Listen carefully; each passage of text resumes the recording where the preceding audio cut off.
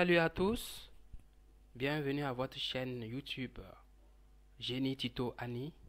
J'espère que chacun de vous se porte bien. La vidéo précédente que nous avons eu à poster s'articulait sur l'introduction, comment utiliser Archicad, les différents réglages. Cette vidéo à présent va vous montrer comment vous allez concevoir votre plan avec les outils que nous aurons à vous montrer, qui sont là à travers les poteaux, poutres, murs, les portes, fenêtres, les dalles, l'escalier et d'autres choses qui seront très utiles pour finaliser notre plan de bâtiment. À présent, nous allons enregistrer notre travail parce qu'il ne faudrait pas qu'on travaille et oublier. Il est impératif que lorsque vous démarrez votre projet, que vous enregistrez votre travail. Donc nous allons aller comme c'est la première fois, on peut aller à enregistrer. Et nous allons dans notre dossier. Chez moi, j'avais créé un dossier tuto Archicad. Donc je vais donner un titre. Je vais mettre conception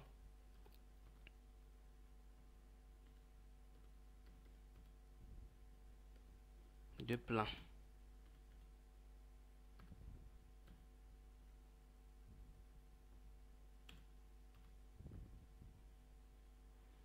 Et bon, je vais mettre enregistrer. Et là, au fur et à mesure que nous allons avancer dans la suite de notre travail, nous allons faire comme raccourci CTRL S. Ça nous permet d'enregistrer plus rapidement. Nous allons paramétrer les unités. Avant toute chose, il faut d'abord paramétrer les unités. Vous allez à Options. Une fois dans Options, vous allez dans Préférences projet. Vous allez voir Unité de travail. Et vous voyez que c'est en mètres. C'est l'unité que j'utilise couramment pour mes conceptions de plans. Et chacun est libre de choisir les unités qui lui sont familiers, avec laquelle elle est plus à l'aise. Moi, j'utilise le mètre. Et là, les décimales, bon, on peut aller à 2. L'unité de mise en page, ça c'est lorsque nous allons vouloir faire ressortir la présentation en faisant un enregistrement, et c'est en centimètres.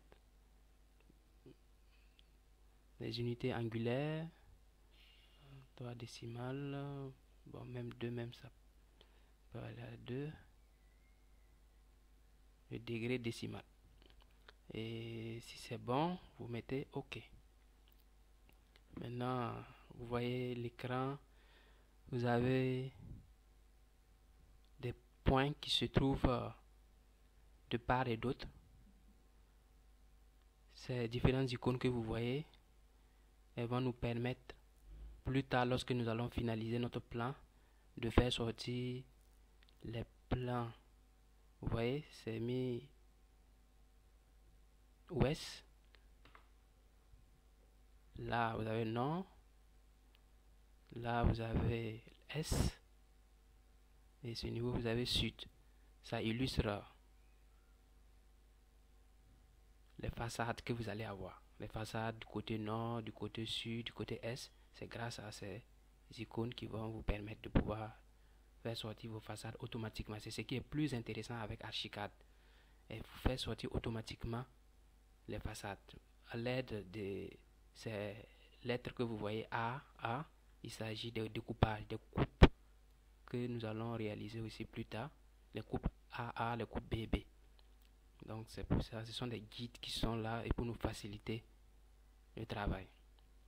Donc nous pouvons travailler au centre de ces différentes icônes. Nous allons travailler au centre.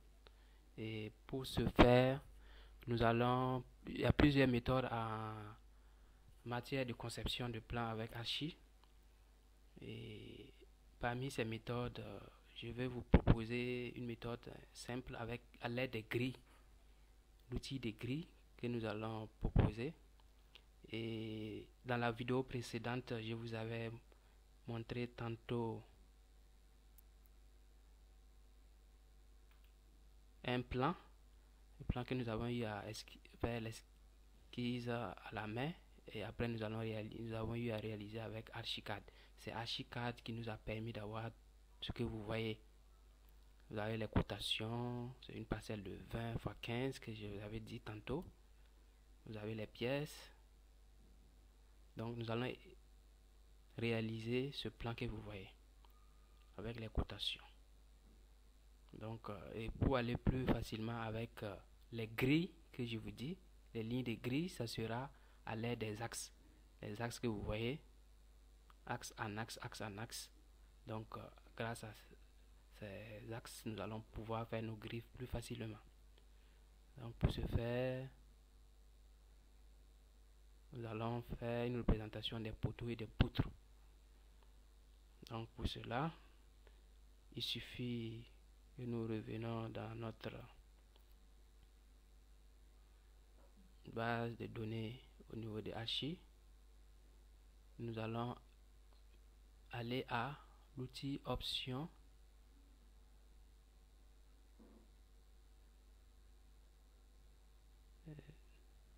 Autant pour moi, au lieu d'aller à option, vous allez aller à dessin d'abord. Allez à dessin et nous allons faire un paramétrage de nos niveaux. Cela dépend de vos projets. Si vous avez un RDC, vous n'avez pas besoin d'ajouter d'autres niveaux. Mais si vous voulez aller à R+2, vous voyez qu'à ce niveau, ça s'est arrêté à l'étage 1. Donc, vous avez d'autres données qui vous permettent d'ajouter, insérer au-dessus. Donc, si nous voulons ajouter un R+2, il suffit de cliquer, insérer au-dessus, vous allez voir cela qui va apparaître et nous allons peut-être faire copier et puis nous allons juste venir faire coller.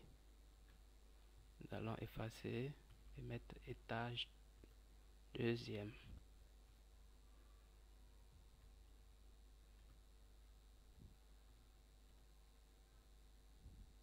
Et avant de terminer, nous allons procéder à la mise en données des auteurs.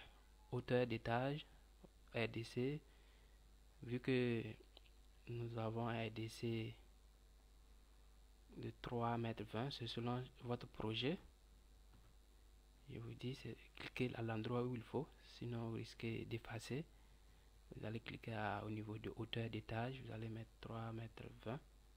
Là, c'est le niveau au plancher de notre projet. Également, à ce niveau, nous avons 3,20 m. Et le deuxième, s'il y en a, cela va dépendre. 3,20 m. Et maintenant, au niveau de votre toiture qui va englober la cage d'escalier, nous allons la laisser à 3 mètres. Et il suffit de cliquer au niveau où nous voulons démarrer, RDC. Et puis nous allons mettre OK. Nous allons tenter de concevoir un plan en R+1. Donc pour ce faire, d'abord c'est le RDC que nous allons reproduire. Nous allons aller à dessin à nouveau et puis cette fois-ci nous allons prendre système de grille. Vous allez cliquer système de grille, ça vous envoie dans cette fenêtre que vous voyez, option système de grille. Vous avez ce volet paramètres généraux et veillez bien à cocher ce niveau, sélectionner ceci pour système de grille orthogonal. Nous n'allons pas prendre cette grille, mais c'est plutôt cette grille que nous allons prendre. Si elle n'est pas cochée, vous veillez à cocher cela.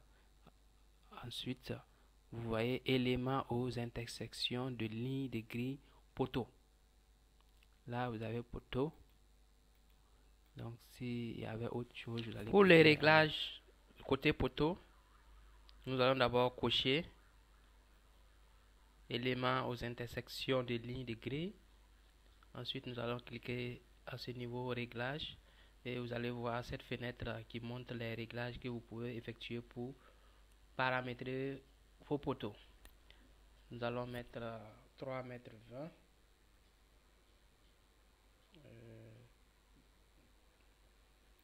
C'est vrai que nous avons mis notre hauteur sous plancher à 3,20, donc nous allons conserver 3 mètres à ce niveau. Et la section de nos poteaux, nous allons mettre des poteaux de 20 carrés, 0,20, et automatiquement ça à cause de cet élément. Si vous ne voulez pas que si vos poteaux sont des poteaux rectangulaires, il suffit seulement de décocher, de délier en fait. Là en ce moment vous pouvez mettre une valeur également pour ça, mais si c'est les mêmes valeurs, liées, ça va prendre automatiquement les mêmes valeurs. Là c'est pour montrer la hauteur en dessous du niveau 0,0.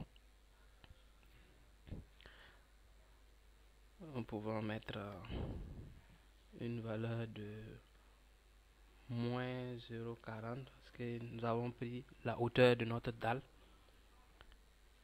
à 40, donc nous pouvons mettre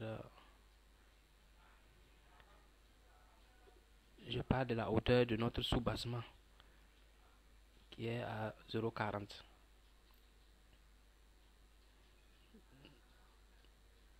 À ce moment, nous allons garder cette méthode de l'enveloppement. Il n'y a pas de revêtement ajouté et notre poteau est vertical et non incliné. Donc nous allons garder l'élément coché. Ensuite, nous avons la possibilité de choisir une couleur ou un revêtement pour notre poteau. Nous pouvons prendre la couleur de notre choix. Bon, nous pouvons garder cette couleur. Puis, si c'est OK, nous validons et puis nous passons au niveau des poutres. Pour les poutres, nous avons coché. Nous allons mettre réglage. À ce niveau, nous avons la hauteur de notre poutre. Nous allons la mettre à 0,30 comme hauteur. Je vous dis que c'est juste des dimensions proposées parce que les dimensions réelles vont être trouvées lorsque nous allons faire le dimensionnement même. Donc c'est les propositions. Là c'est la largeur de notre poutre. Nous allons mettre 20 et la hauteur d'implantation, nous allons la mettre à 3,20.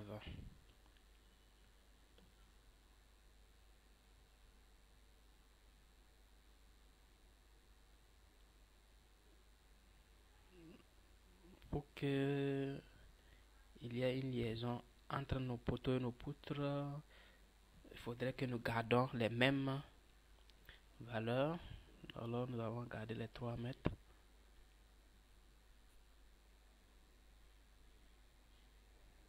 À ce niveau, pas grand chose à mettre. C'est la couleur de revêtement que nous pouvons ajouter.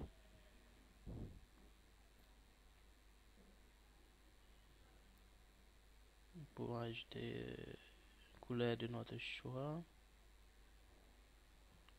Pourquoi pas. De toutes les façons, c'est à vous de choisir. Et lorsque vous serez encore dans la suite, vous pouvez toujours modifier les couleurs à votre guise. Nous allons mettre OK. Nous allons cocher ligne de cote. Il s'agit des cotations. Là, nous avons la distance entre la marque de grille et la ligne de cote. Quelle distance? Nous allons prendre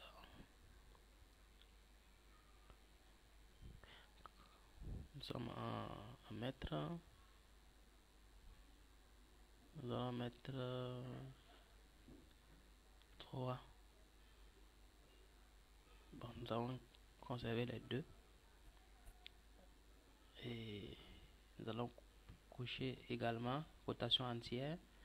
Les réglages pour la cotation. Nous allons prendre cet élément. Maintenant pour la flèche, nous allons prendre cette flèche, type de marque, ligne de rappel. Nous avons coché cet élément par défaut. La couleur, nous pouvons modifier. On prend une couleur plus claire. Cela dépend.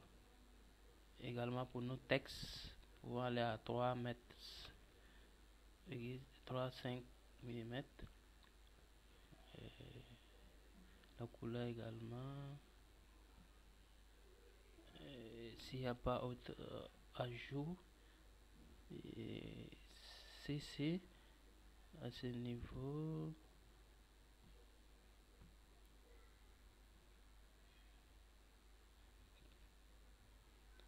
Il n'y a pas d'autres détails.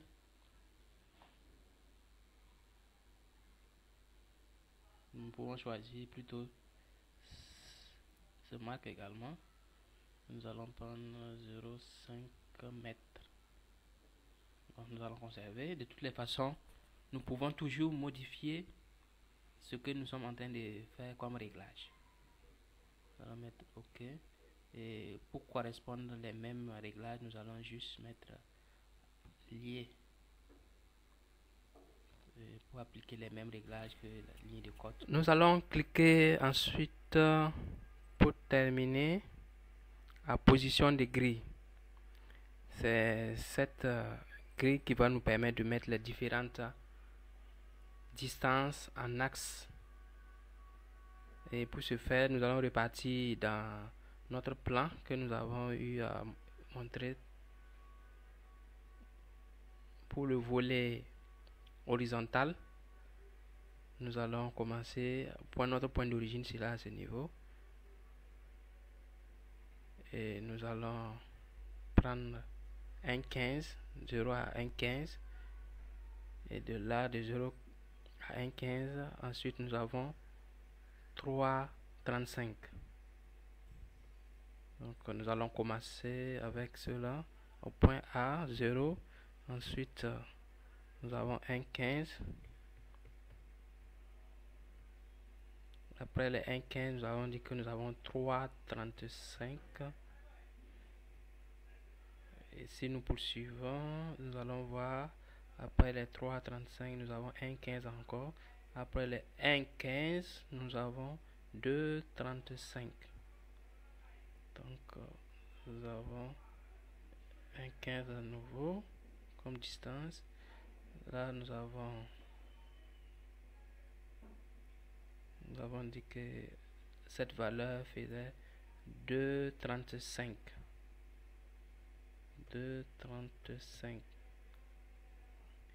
Si nous poursuivons, après les 2,35 m, nous avons 2,15 m.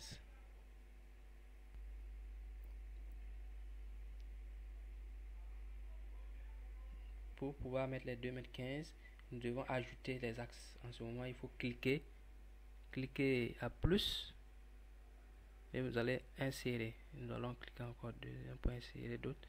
Nous allons modifier cette valeur à 1,15.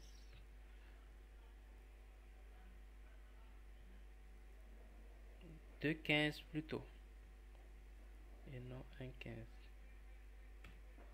2,15. Et la dernière, nous allons voir, c'est la terrasse. Elle nous donne 2,87,50 m. 2,87,50. Nous allons mettre 2,87,50. Il faut être rapide lorsque vous saisissez, sinon vous allez voir que ça. Ensuite, nous allons paramétrer également les axes pour les lignes verticales. Pour les lignes verticales, si nous revenons à notre plan, il s'agit de les lignes qui sont verticales. Nous avons essentiellement 0 à 1,15 m. Ensuite, nous avons 5 fois 3,15 m. 1, 2, 3, 4, 5. Donc, nous allons poursuivre à ce niveau. De 0, nous avons 1,15 m, nous avons dit. Ensuite, nous avons 3,15 en 5 fois. 3,15 m. 3,15 m. Et là, voyons qu'il n'y en a plus. Il faut que nous ajoutons. Et nous allons cliquer à plus encore pour ajouter. Et 3,15, 1, 2, 3, 4, 5 fois. Et nous allons ajouter encore pour pouvoir mettre la dernière.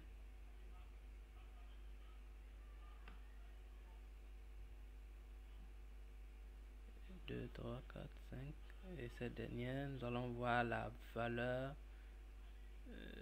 Après les 3,15, nous avons 2,80.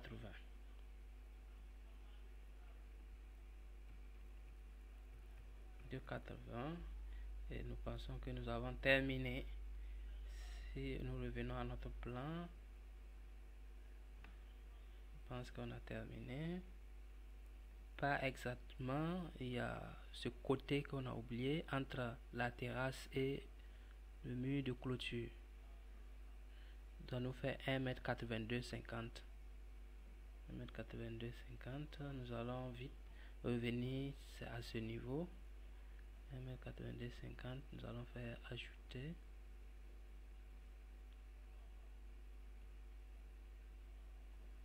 Mettre 82,50.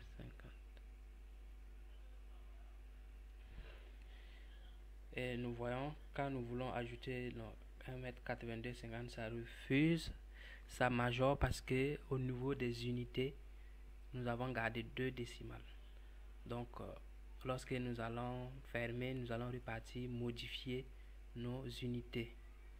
Donc,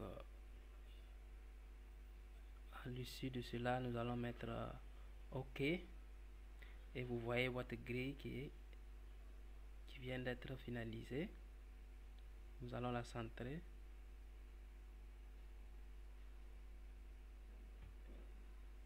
Dès que nous disons, et ça vous montre l'orientation, nous allons dire oui. Et vous voyez, c'est déjà fait. Et lorsque nous zoomons, nous allons voir que la grille est venue avec ses cotations, excepté que la cotation est inversée. Et là, nous avons une cotation normale, mais toujours inversée. Nous allons modifier ces cotations d'ici peu de temps. Mais ce qui est important, c'est de savoir que nous avons déjà pu réussir à faire notre première étape. Et si nous voulons voir en 3D, il suffit de prendre zone. Lorsque vous arrivez à zone de sélection, vous faites ceci et vous faites F4. Lorsque vous cliquez F4, vous allez voir cela. Et nous allons prendre l'orbite pour tourner et nous allons voir comment.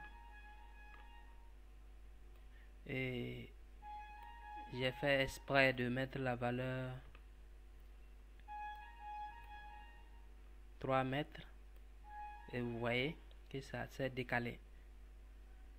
Ça s'est décalé pur et simplement parce que nous avons eu à mettre un soubassement et en mettant ce soubassement, nous n'avons pas ajouté le surplus afin que ça puisse correspondre à la hauteur de nos poutres. Mais nous pouvons remédier à cela. Il suffit seulement, vous allez à ce niveau, là où vous voyez poteau, vous cliquez poteau. Lorsque vous cliquez poteau, vous faites CTRL A. Vous allez voir que tous les poteaux sont sélectionnés. Vous venez à ce niveau la barre de commande qui vous permet de voir les différents paramètres que vous avez eu précédemment mettre. Nous pouvons ajouter à ce niveau la hauteur. Nous allons mettre 8 et nous allons constater que nos poteaux se sont joints à nos poutres et vous voyez la liaison est déjà effectuée. Alors nous allons revenir à notre option 2D. Il suffit de cliquer à ce niveau, c'est des raccourcis. Également pour le 3D, on pouvait également cliquer. On peut ne pas prendre cette zone de sélection. Vous pouvez également cliquer à ce niveau, fenêtre 3D, et ça vous ramène ici. Donc c'est des raccourcis que vous voyez.